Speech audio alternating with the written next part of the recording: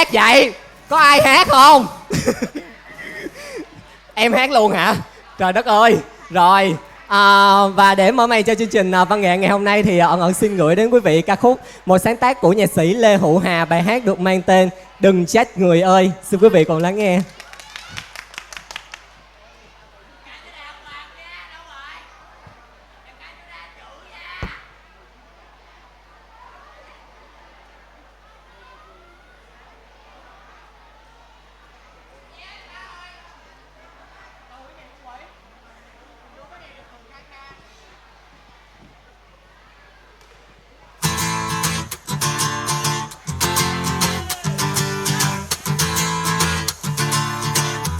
Và ở phía bên dưới quý vị nào chưa có vé trên tay nhấc nhẹ một ngón tay lên. Mỗi lá vé là 10.000 đồng ủng hộ cho bóng đèn của tụi em à.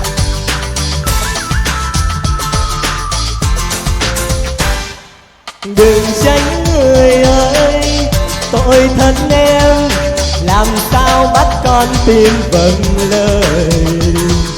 Làm khổ đời nhau, gì vui đâu, một khi thế gian này điên đảo. Có những điều mà con tim vì say đắm hóa ra yêu mềm, để bây giờ dù thương đau đành yên tiếng. Nỗi đau này nào xin ai, tình kia đã chết theo tháng ngày, để bây giờ nhìn ngoảnh lại chẳng ai còn đây.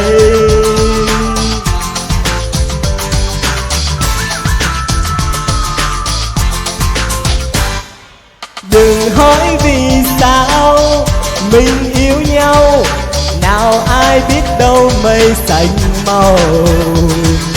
Đừng hỏi tại sao mình xa nhau, làm sao giữ được làn hư áo.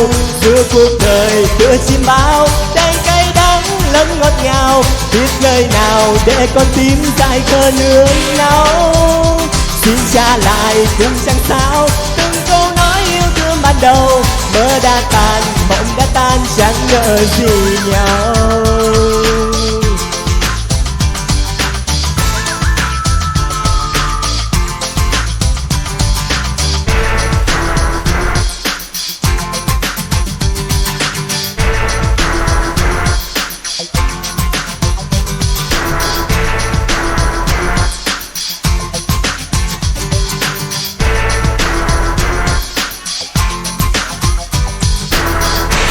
Và quý vị đang lắng nghe ca khúc và hát được mang tên Đừng Trách Người Ơi, một sáng tác của nhạc sĩ Lê Hữu Hà. Và ở phía dưới quý vị thương tình ủng hộ dùm bóng đàn của tụi em, mỗi lá vé là 10.000 đồng nha quý vị nha.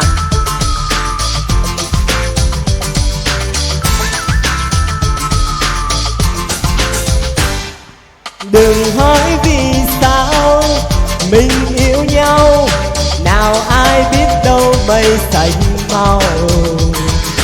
Đừng hỏi tại sao mình xa nhau, làm sao giữ được làn hư áo. Có những điều mà con tim vì say đắm hóa ra yêu mềm, để bây giờ dù thương đau đành yên tiếng. Nỗi đau này nào xin ai, tình kia đã chết theo tháng ngày, để bây giờ nhìn ngoảnh lại chẳng ai còn đây. Giữa cuộc đời tựa chim bao, đầy cay đắng lẫn ngọt ngào, biết nơi nào để con tim dại khờ nương náu. Xin trả lại cũng chẳng sao, từng câu nói yêu thương ban đầu, mơ đã tan, mộng đã tan, chẳng ngờ gì nhau.